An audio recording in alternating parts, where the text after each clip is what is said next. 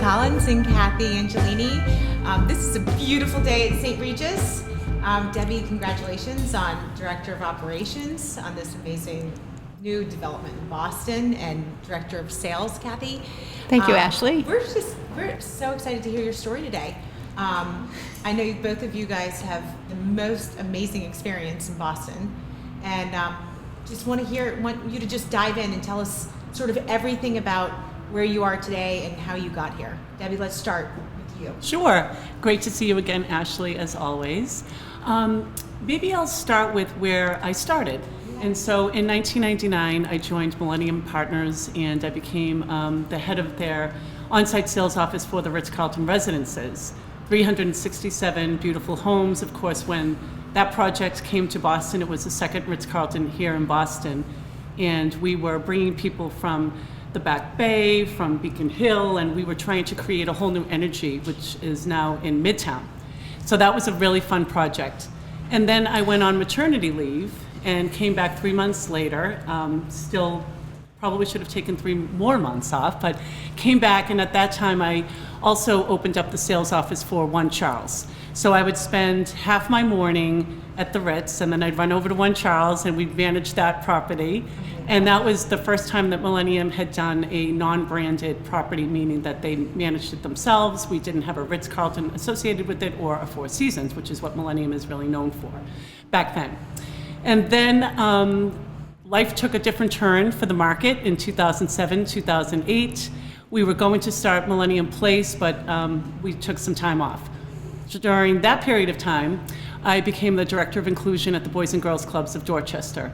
And I loved my experience there. I grew up in the club as a kid when I was growing up in Savin Hill in Dorchester, so it was a nice fit for me, and it was great to give back to the community. And then I got a phone call from Millennium. Here we go. So off we went, and we opened up Millennium Place, and it was the fastest selling condo project, I think, ever, because there was so much demand and there was no inventory. And then right before we were going to queue up to go up to the tower, I had a great opportunity to come and work with Tracy Campion. Everyone here knows Tracy. Yay, Tracy. She is a legend. Yep. And I had the wonderful opportunity to work with Tracy and in her offices. And then we moved on to One Dalton. And then it just became clear that One Dalton, being such a huge project, that I stayed on site at One Dalton to manage that whole entire process. So in total, it was about 7 years with One Dalton. I valued my time there so much, grew so close with everyone on the team there, and I just give so much credit to Dick Friedman for bringing his vision to life. Huge shout out to Dick. And as we were winding down on that project, there were a couple of opportunities that were coming my way, and St. Regis was the perfect fit for me.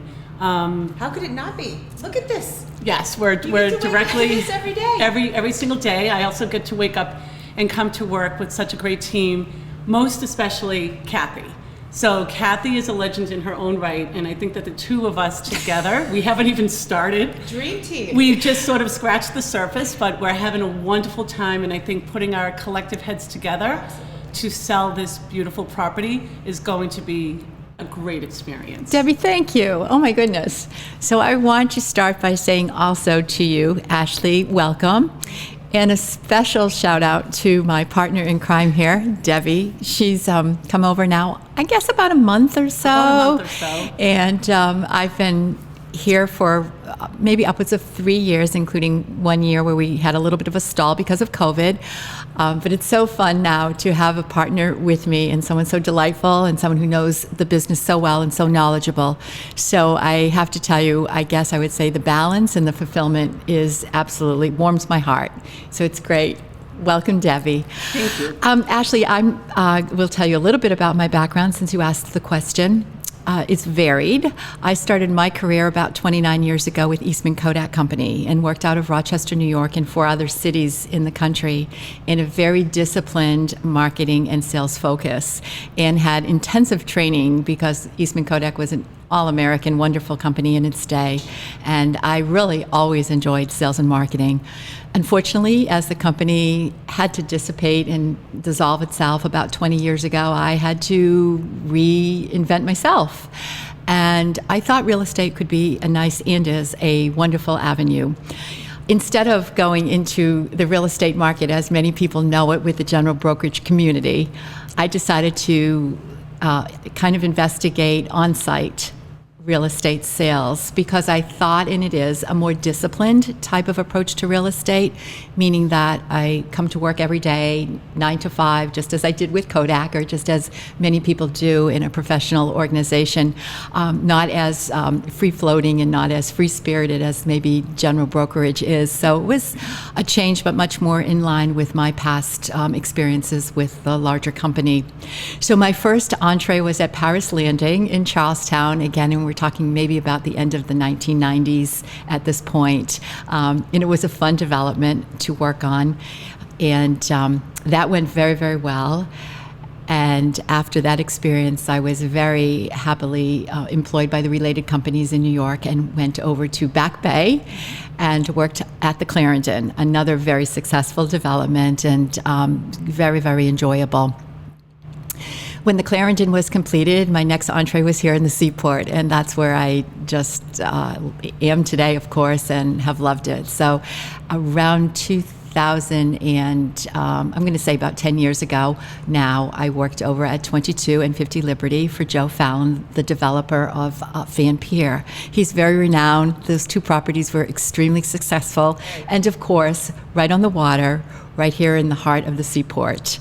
And then my most fortunate experience is the one I'm in right now here at the St. Regis. So once that was completed, I now work for John Cronin, probably the most incredible person that anyone would ever want to work for. And I mean that from my heart. And the experience has been so overwhelming in the last 3 years working in this gorgeous model home here at 250. It's so beautiful. We're at 250 Northern Ave, our showroom, right on the water. I hope you have an opportunity to probably showcase the water views.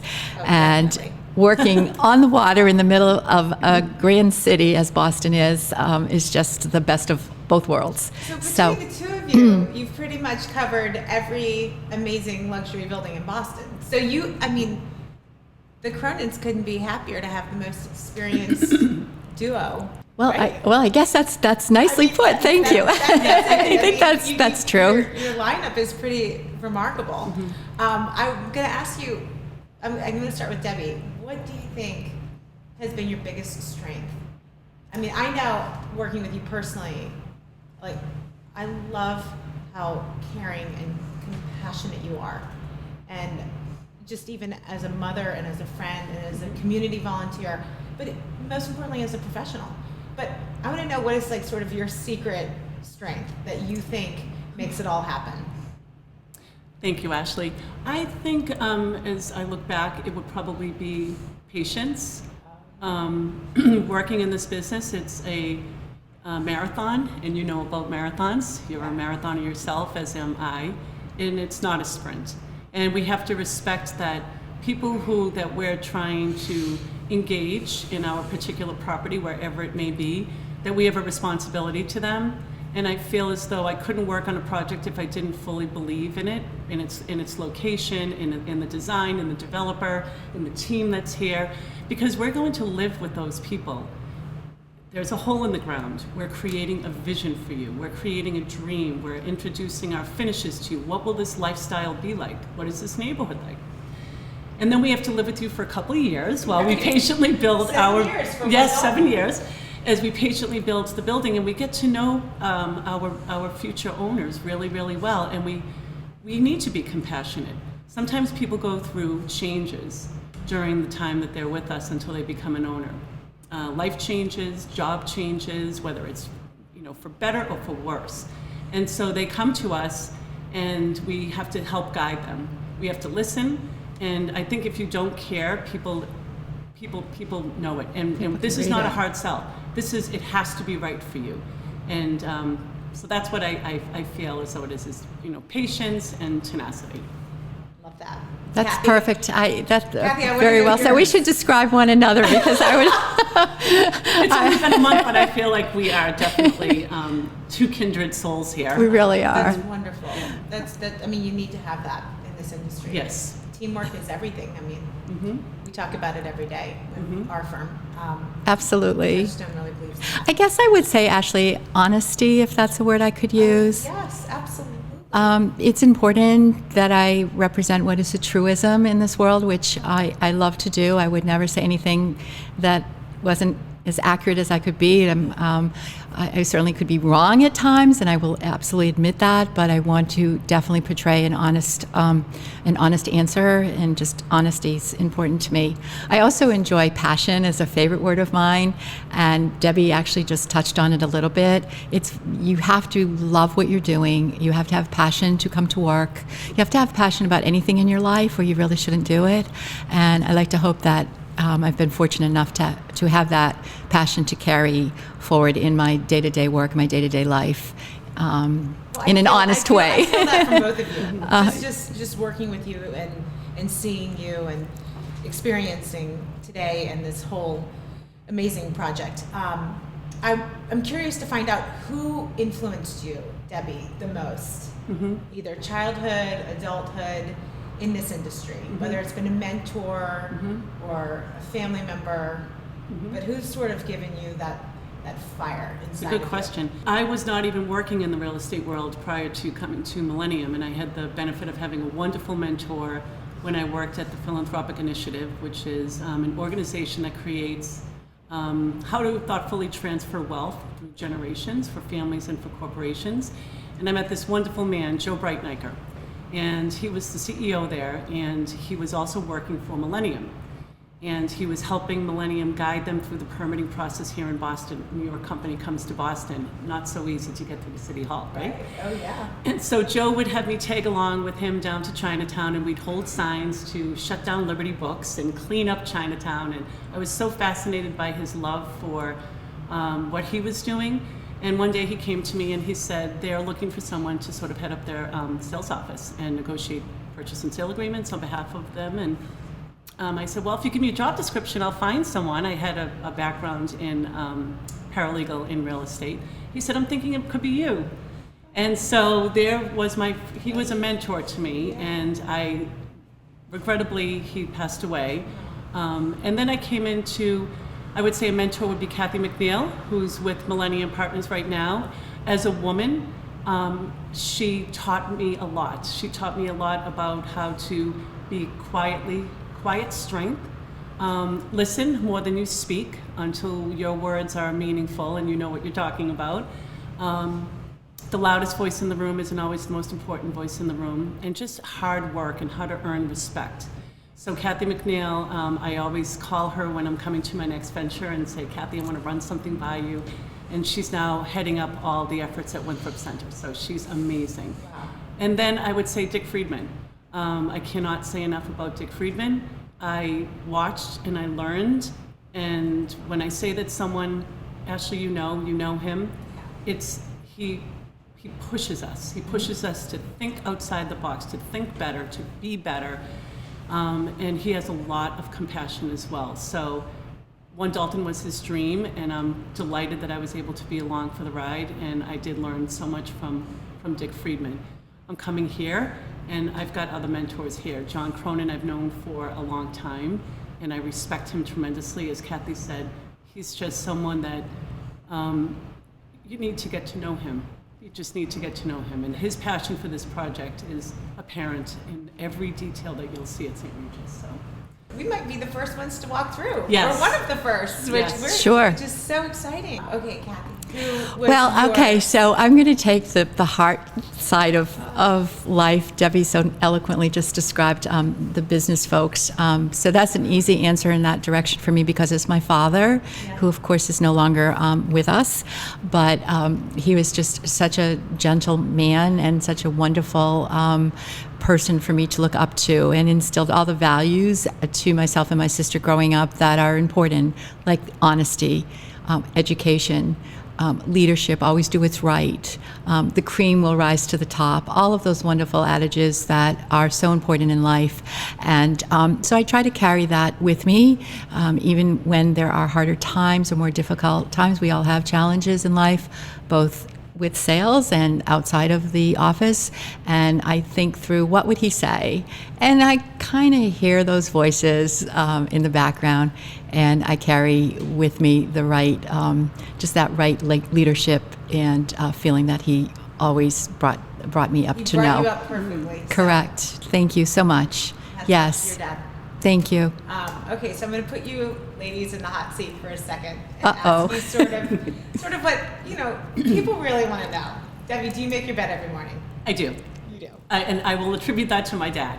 So growing up, one of the oldest of 5, that was a big thing in my family growing up. We weren't really, and my father, and as we got older, it was funny, the book that had come out, make your own bed, Yeah. that everybody knows about, and I look back and I say, everything that this gentleman wrote is so true, and my mom and dad knew it firsthand. So yes, I do. It makes me feel good. Yeah, me too.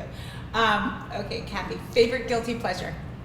Ice cream, mocha chip, and my favorite all-time mocha chip is Howard Johnson's that I don't even know where I can find it any longer. Oh, that is But so growing up, it cute. had the best coffee chocolate flavor with tiny chocolates. You were right there Oh with no, it. right there. That was Exactly. really, really delicious. So Okay, for Debbie, you're a great gift giver. I know. I've seen the work that you do and how much love and care you put into them. What was the last best gift that you gave to someone? The last best gift that I gave to someone. Does it have to be a physical gift? No, Oh, of okay. course not. So I feel like the last best gift that I gave to someone would be my son, but that was almost 19 years ago. But I would say that he's the greatest joy in my life. And my last great gift was we went out to Denver together to go look at a school, Oh. University of Denver. And I'm that, like a huge mother that son was my big sap, gift. so I love that. That to me was the gift, Really the gift special. of time to spend with him and help carve out the next chapter of his life. So even if it is on the other side of the country. Those are the most meaningful moments and gifts. Okay, Kathy, this is fun. your last show that you binged on, Last show? television show.